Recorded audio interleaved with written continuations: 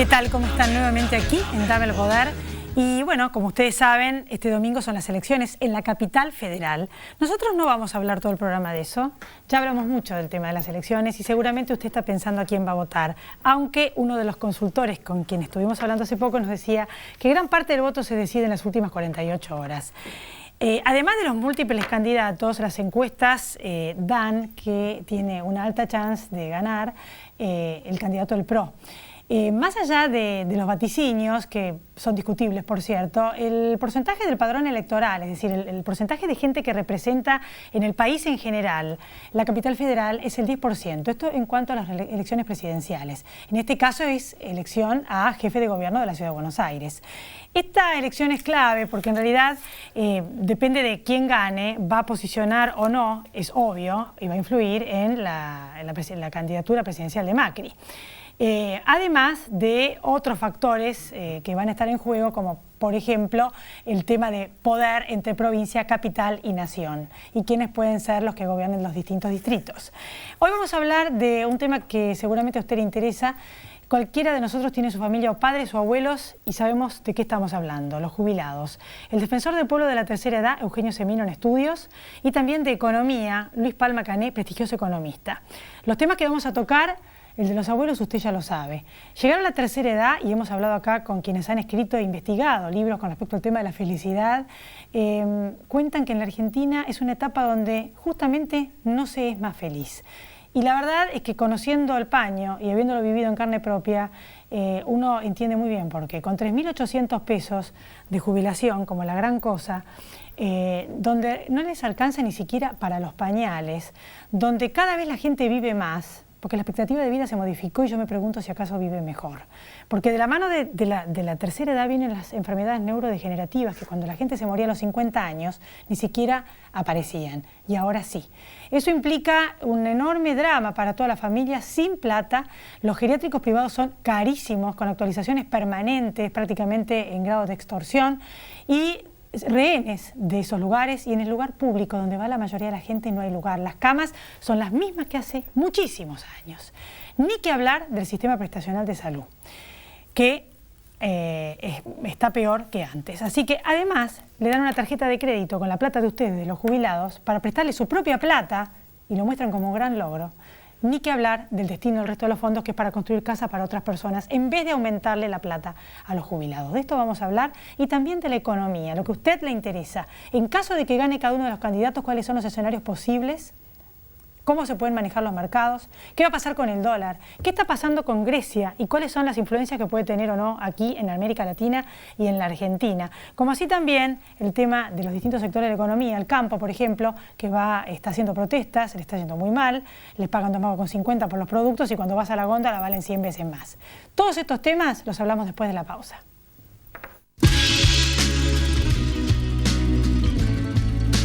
¿Quiénes deben vacunarse contra la gripe? Embarazadas, mamás antes de egresar de la maternidad, niños entre 6 y 24 meses, personas con enfermedades crónicas u obesidad, personal de salud y mayores de 65 años. Para ellos, la vacuna es gratuita en centros de salud y hospitales públicos de todo el país. Vacunate. Es bueno para vos. Es bueno para todos. 0800-222-1002.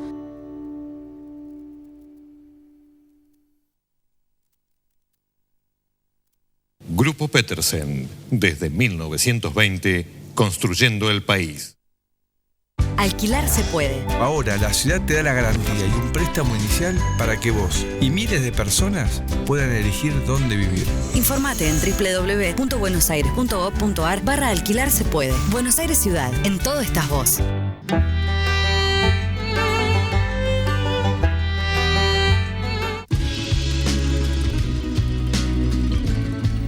Aquí estamos entonces en Dame el Poder con Luis Palma Cané, prestigioso economista. Gracias por venir. Ustedes, gracias, por favor. Bueno, todo el mundo se pregunta si va a haber correcciones o no en el próximo gobierno. Y uno, 2 más 2 es 4, dice, ¿qué pasa si hay correcciones y qué pasa si no hay correcciones? ¿Existe la posibilidad de hacerlas en forma gradualmente? ¿Cuáles son esos 3 escenarios posibles? Varias preguntas. Yo creo que el próximo gobierno depende básicamente de quién lo asuma. En ese sentido, si lo asume un gobierno que es market friendly, digamos, amigo de los mercados, es una cosa. Si asume el gobierno una continuidad del proceso kirchnerista es otra.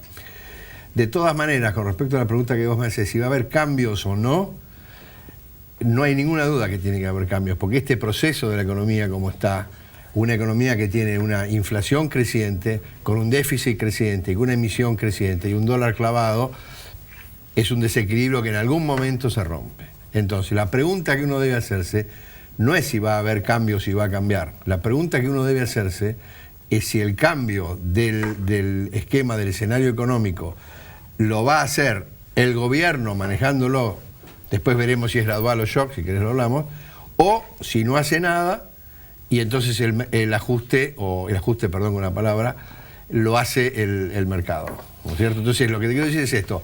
Este modelo, entre comillas, es inviable en el mediano y largo plazo.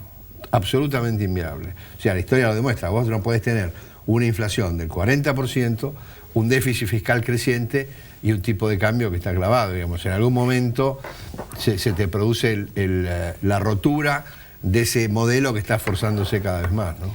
No falta el que tiene la fantasía de que puede seguir así y terminar como Venezuela, porque de hecho está haciendo eso. Es difícil pronosticar si va a terminar como Venezuela. Yo creo que no va a llegar a ese extremo porque la rotura del modelo o va a ser mucho antes de llegar a una situación como la de Venezuela, ¿no? Nosotros venimos del haber vivido lo que vivió Grecia, es la pregunta. ¿Existe alguna posibilidad de que en realidad también estemos yendo de nuevo para lo que vivió Grecia? Nosotros vivimos en el 2001 una situación que se parece en cuanto a que la gente asimila toda la crisis al corralito. El corralito fue una consecuencia, si la causa estuvo en un déficit fiscal creciente en la Argentina, de nuevo emisión, y se tuvo que abandonar la convertibilidad, que es lo mismo que abandonar el euro. Cuando vos tenés una moneda que está atada al dólar, cuando salís de la convertibilidad, es lo mismo. Ahora, si hay algún parecido, el parecido es ese, porque después Grecia hace 5 años que viene luchando con esta crisis, debido a mi juicio, falta de estadistas en Europa que no pueden. Es inconcebible que durante 5 años vos no puedas solucionar el problema griego, y sobre todo en los últimos 4 meses con el nuevo gobierno de Tsipras, de la izquierda radical, que, escuchame, se reúnen todos los días. Es una cosa que yo no sé de estos ministros de Economía. Lo único que han trabajado estos últimos 4 meses en Europa ha sido la crisis griega. En cambio, en la Argentina la recesión fue el último año, ¿no es cierto?, en el 2001. Acá, y el Producto Bruto en ese momento en la Argentina había caído un 4%. Brasil. Grecia, de 5 años para acá, el Producto Bruto cayó un 25%. Yo no recuerdo en la historia reciente una caída tan abrupta del Producto Bruto. El desempleo pasó del 8 al 26%, en la Argentina en ese momento era el 12-13%, y el nivel de pobreza en Grecia es del 40%. Mientras que en ese momento en la Argentina estarían 20, 22. O sea, el escenario no es similar y yo no veo ninguna posibilidad que Argentina vuelva a entrar en una crisis de este tipo, porque de alguna manera pienso que algo hemos aprendido y que el sistema se va a ajustar por sí solo antes de llegar a una crisis de ese tipo. Yo veo que la gente vive con enorme alegría, que les actualizan permanentemente los planes, que permanentemente contratan gente en el Estado, porque el sector privado no está generando empleo. Y me parece que hay mucha gente que no se da cuenta o no debe estar informada acerca de que todo ese tipo de beneficios tienen que venir acompañados con recursos genuinos, con plata, como con quien cobra un sueldo. El Estado tiene que recibir plata de verdad. Inversiones. Y acá esto no está pasando. Entonces está haciendo con una maquinita, que eso en general la gente se da cuenta, emiten papelitos, billetes y se los dan, los reparten. Después, ¿nos podría explicar cómo termina esta historia? Porque la verdad es que si esto es la idea es continuarlo, es decir, porque son 7 millones de personas que trabajan en blanco para pagar todo esto. Se sale nada más que de los poquitos 7 millones somos 40 y pico millones que pagan impuestos y trabajan en blanco. La gente que trabaja en blanco tiene una carga impositiva más alta del mundo, que es el 60%. Eso son los números que de alguna manera certifican lo que vos estás afirmando. ¿Cómo sigue este proceso? Es evidente de nuevo que si se sigue emitiendo, si sigue habiendo déficit, la gente en algún momento ya se va dando cuenta. Porque vos decís, bueno, reciben dinero, estamos todos muy contentos porque me suben el 20-25%, pero cuando el ama de casa va al famoso cuento del supermercado y cada vez compra menos, esa es lo que se llama en economía la ilusión monetaria, es decir, que a vos te suben tu ingreso en términos nominal un 20%, pero si vos tenés una inflación del 30%, más tarde o más temprano, de nuevo, el sistema se rompe porque socialmente es inaguantable también. Ahora, uno puede decir políticamente, no soy un experto en política ni mucho menos, pero soy ciudadano, dice, ¿cómo es posible que con este esquema, quien sostiene que lo mejor es seguir con esto y profundizar y la inclusión social, tenga, según las encuestas, hoy una mayoría? Lo más gracioso de todo esto, lo más lamentable, si vos querés, es que en la misma definición del modelo está la contradicción. Porque quien dice que un modelo de este tipo, que genera una alta inflación, la tercera en el mundo, después de Venezuela y Sudán, quien sostiene esto, que un esquema con inflación es de inclusión social, yo te diría que como mínimo es un ignorante o tiene mala intención. Porque si hay algo que castiga a los sectores de más bajos ingresos es la inflación. Esto está en los libros y en la experiencia. De manera que, de nuevo, todo lo que uno se pregunta de cuál es el futuro, yo te diría que el futuro es que esto se termina. Como te dije al principio, o se termina manejándolo, yo soy de la teoría que hay que hacer una teoría de shock, sobre todo la inflación, tenés que pararla de un saque. Porque si vos haces una inflación... Yo también...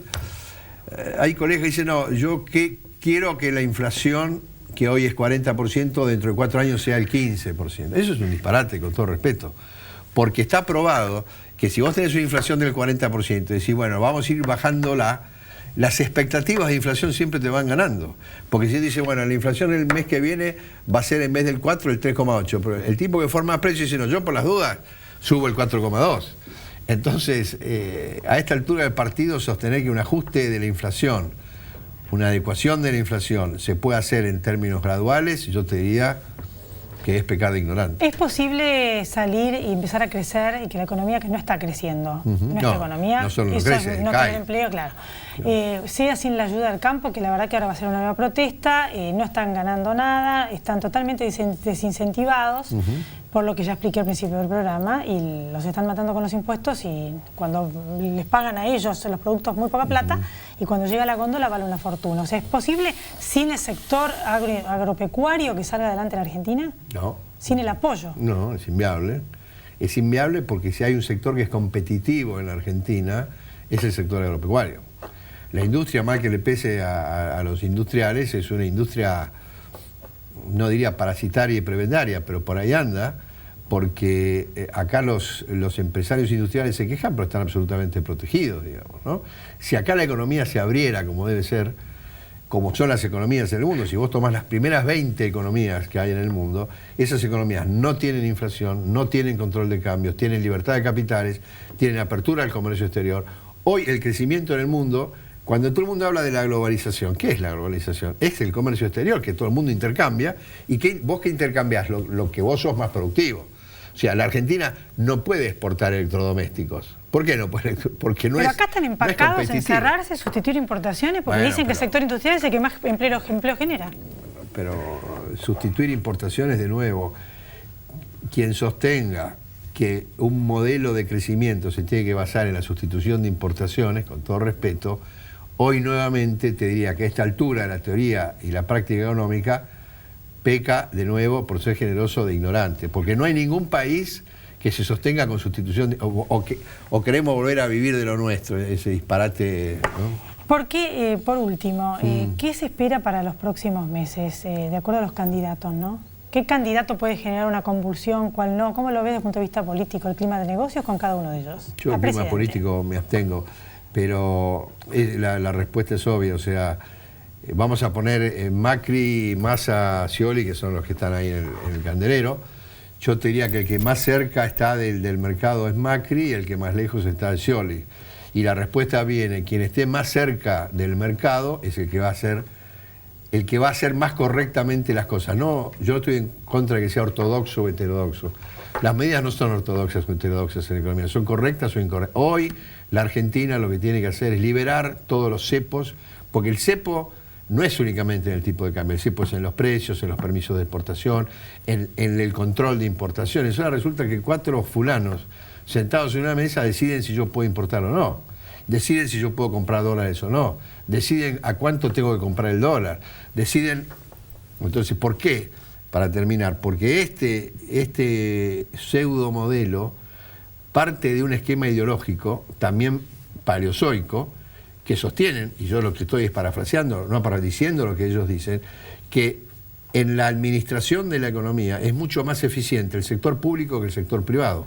Entonces ahora resulta que, parafraseando al general, unos imberbes se sientan con una computadora y piensan que con eso pueden manejar la economía, y así estamos, ¿no?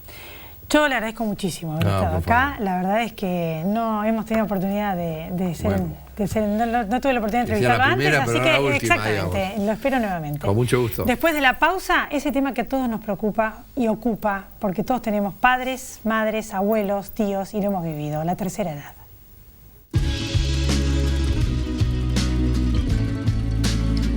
Hay algo que con los años me quedó claro. Para llegar lejos necesitas la tranquilidad de tener todo asegurado, y yo activo esa tranquilidad con Provincia Seguros. Hacé como Marcelo y confía en Provincia Seguros. Provincia Seguros, una empresa del Grupo Provincia. Gobernación Daniel Scioli. Crecer es brindar oportunidades. Crecer es motivar el desarrollo de la gente. Crecer es promover la cultura y el deporte. Queremos seguir creciendo junto a vos. Banco Ciudad. Te quiere ver crecer. 0822-20400. bancociudad.com.ar. Colegio de Escribanos de la Ciudad de Buenos Aires. Aquí estamos entonces con Eugenio Semino, gracias por venir. Al contrario. Nuestro Gracias. referente en materia de este tema, que como hemos hablado al principio del programa, es una etapa muy difícil. ¿Cómo está actualmente este sistema, tanto de salud como de atención a la tercera edad, que por lo que veo es bastante complicado? Vos lo señalabas, realmente es muy complicado, es un sector que ha crecido, que crece en el mundo, al punto tal que el Papa Francisco tiene una principal preocupación, conociendo inclusive los detalles de la situación argentina y latinoamericana, pero están estallando los sistemas de salud. El nuestro, si bien está invisibilizado en términos de su crisis, lo sufre el adulto mayor en forma realmente muy notoria, lo sufre la familia, y el envejecimiento sigue ocurriendo, ¿no? Es decir, tenemos hoy una población muy añosa. Estamos en un promedio de un 75% de adultos, de 75 años de expectativa de vida. Es decir, estamos prácticamente en lo que llamamos el periodo ventana de un crecimiento de la dependencia que se da a los 80 años en forma realmente muy significativa. Las enfermedades de esa edad son degenerativas, son progresivas, por lo cual necesitamos un sistema que dé respuesta. Hoy esto no ocurre, ¿no? No, y aparte, la verdad es que la plata no les alcanza, no hay camas, porque para ir a un lugar público donde una persona puede estar contenida, no hay camas. Mira, el panorama, y tomando lo que vos decís, 2.600.000 jubilados nacionales, es decir, el 53% del sistema, ganando 3.800 pesos, con una canasta muy limitada, nosotros la calculamos cada 6 meses, la última, que es del mes de mayo, da 7.600 pesos. Estamos hablando de un alquiler compartido, estamos hablando de 3 medicamentos con descuento de PAMI, que es el mayor de los descuentos para patologías crónicas. No contemplamos patologías agudas, que siempre se pueden dar. No contemplamos recreación al nivel que debiera tener ese adulto mayor. Bueno, con eso y con comidas muy racionadas, estamos en esa suma. Por lo cual, hoy el adulto mayor o es dependiente de una enfermedad, o es dependiente de una familia, o realmente está esperando un subsidio, una ayuda del Estado. Vivir 70 años después de haber trabajado 40 o 50, de haber formado una familia, para ser sometido a una dependencia de ese tipo, realmente es de una crueldad superlativa. Pero a su vez, Elizabeth, esto hay que tenerlo en cuenta, es caro para el Estado. Es caro para el Estado. ¿Por qué? Porque en muchas de las atenciones tardías, de la falta de prevención, lo que nos denota es que en Argentina, en los últimos 7 días de la vida de una persona, el Estado, o el sistema, o el PAMI, o la obra social, gasta lo que no gastó en toda la vida anterior. Esto habla de una situación dolorosa y a su vez absurda. Y es cierto que, bueno, el PAMI no está funcionando como antes. No, el PAMI está en una muy crisis... bien en una época cuando estaba Graciela Ocaña y ahora no está en una situación muy difícil. Mirá, te relato de estas horas, salieron 2 grandes prestadores de dar servicios, prestadores para enfermos de máxima complejidad, refiero a la Fundación Favaloro y el Hospital Italiano, que estaban trabajando por órdenes de prestación para evitar ese acumulado que se da en el tema de pago de cápita, las deudas tradicionales y demás. Bueno, a pesar de eso, están ambos con una gran deuda que tiene el PAMI para con ellos, por lo cual quedaron sin prestaciones, con tratamientos interrumpidos, este tipo de pacientes a los que refería, es decir, pacientes oncológicos, pacientes cardioinjertados, no solo en términos de la aparatología, de lo que implican esas instituciones. Vos sabés muy bien que la relación médico-paciente, cuando uno es tan lábil, bueno, es cuando más fuerte se da. Cuando la interrumpís, solo el anuncio de que vas a tener que ir a otro lado, que te van a tener que relacionar con otro médico, que te van a hacer nuevamente estudios, produce una crisis en cada uno de esos pacientes. Esto lo estamos viviendo hoy.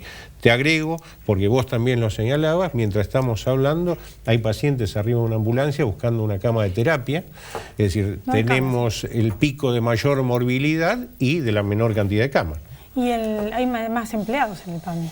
Mira, el PAMI creció en términos del empleo administrativo, ¿no? Es decir, todo el sector público. Una verdadera contradicción, porque si referimos a un área dramática como es trabajo social, en las, digo para dar un ejemplo, pero se puede repetir en el país, en las 10 agencias que hay en la ciudad de Buenos Aires, para atender más o menos 700.000 afiliados, hay 24 trabajadoras sociales. ¿Qué implica esto? Que un informe social del cual depende una internación geriátrica, esa trabajadora que tiene que hacer 200, 300, 700 visitas a domicilio, trabajar con la familia, trabajar con el paciente, tiene una espera de 7, 8 meses, un año para esa internación que vos sabés muy bien no se puede dar. Los padres tienen solamente el PAMI, que están desesperados por los hospitales donde van a ir a parar, con atención médica, que más que médicos son matasanos. O sea, realmente es la realidad que uno ve y es lo que a mí yo lo que no entiendo, que por ahí usted me lo puede explicar, ¿por qué la plata de los jubilados la usan para prestarla con la tarjeta esta que les hicieron y para fabricar casas? ¿Por qué no se la dan a la gente que trabajó toda la vida? No le encuentro la lógica. Mira, yo creo, Elizabeth, que lo que no se hizo y lo que está pendiente es una reforma estructural del sistema de seguridad social. Refiero a todo el sistema previsional y refiero a todo el sistema de salud. El sistema de salud tiene una crisis en sí misma, por lo cual, más allá del PAMI, es decir, no funciona el subsector privado, que está al borde de la quiebra, caen instituciones permanentemente, aparecen otras de bajísima calidad, se han terciarizado una enorme cantidad de servicios, los traslados y demás, que no llegan nunca.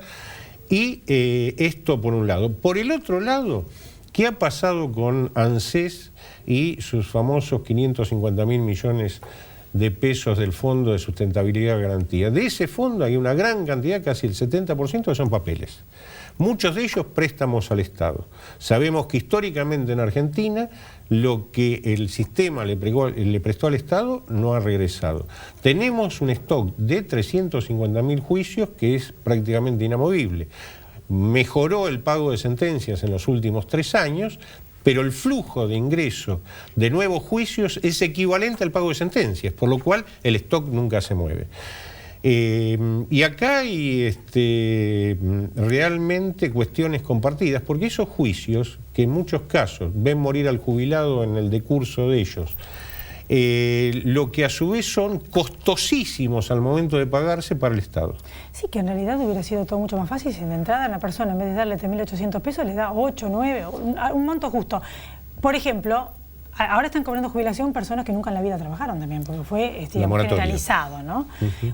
Hay una parte que lo puede entender, porque este país ha colapsado económicamente y hay gente que no pudo terminar de aportar, o sea, todo es razonable. De cualquier manera, también por parte de los que cobran jubilación y han trabajado toda la vida, tienen un enorme enojo de ver que están ganando lo mismo que el que nunca hizo nada, o que ganan menos todavía con preso en la cárcel, que el otro día lo hablé con el ministro. O sea, hay cosas que no tienen. Que en realidad, toda una vida de trabajo para esto.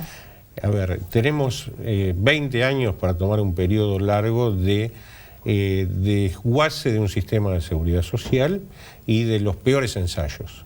Ahora, lo que no hemos llegado a una reforma estructural. Hoy, el 50% de lo que ingresa a la seguridad social proviene de impuestos, no proviene del trabajo, como históricamente tenemos un 35% de trabajo en negro, tenemos quienes trabajamos en blanco, rubros en negro, y a su vez de los impuestos que participan en el financiamiento de la seguridad social, el más importante, luego de ganancias, patrimonios, cigarrillos e hidrocarburos, es el IVA.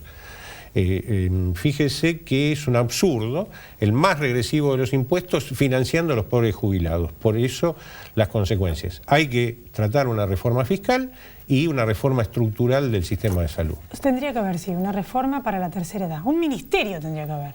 O una secretaría. Sí, yo creo que... Porque la población es enorme. Y tenemos que analizar qué implica la dependencia dentro de los sistemas de salud con una población que es cada vez más añosa.